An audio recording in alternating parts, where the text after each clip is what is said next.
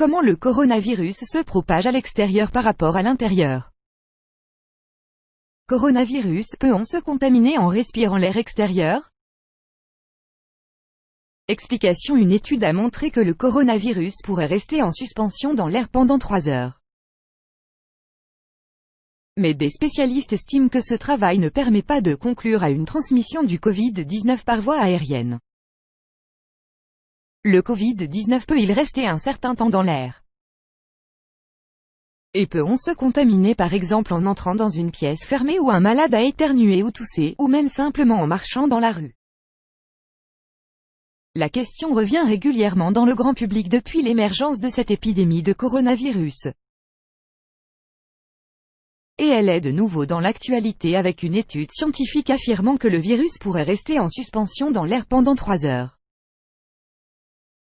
Mais les conclusions de ce travail ne permettent pas d'étayer la thèse d'un nouveau mode de transmission du Covid-19, selon un certain nombre de spécialistes.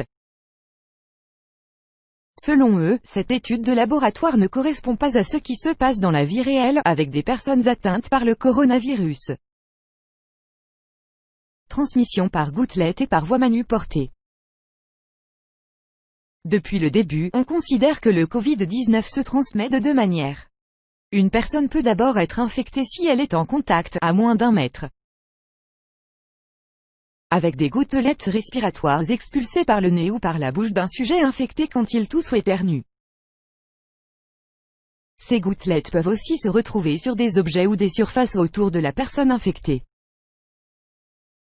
Il est alors possible de se contaminer si on touche ces objets ou ces surfaces et si, sans s'être lavé les mains, on se touche ensuite les yeux, le nez ou la bouche. Dans ce cas, on parle d'une transmission manuportée. Mais il existe certaines maladies, comme la rougeole, la tuberculose ou la varicelle, qui peuvent se transmettre par voie aérienne. C'est-à-dire via des agents infectieux qui restent suspendus dans l'air pendant un certain temps.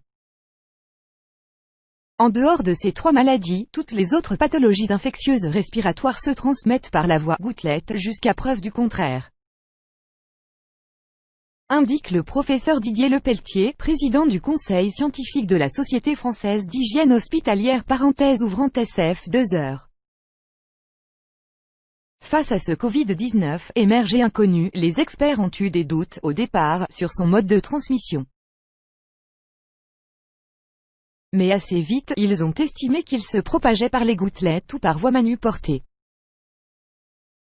Un travail expérimental qui ne correspond pas à ce qui se passe dans la vraie vie. C'est dans ce contexte qu'a été publié mardi 17 mars, dans la très sérieuse revue The New England Journal of Drugs, NJM, une étude menée par des scientifiques des Centres pour le contrôle et la prévention des maladies, CDC, de l'Université de Californie à LA, et de Princeton.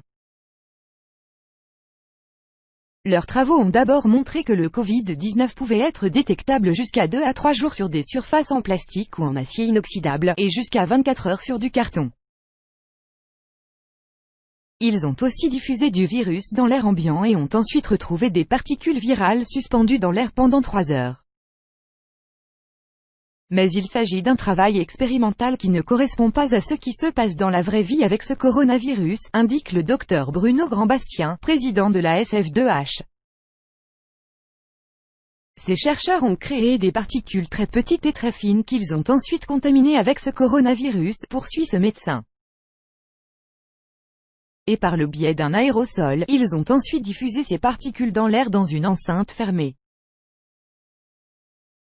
Mais dans la vie réelle, ce n'est pas comme avec un aérosol de laboratoire.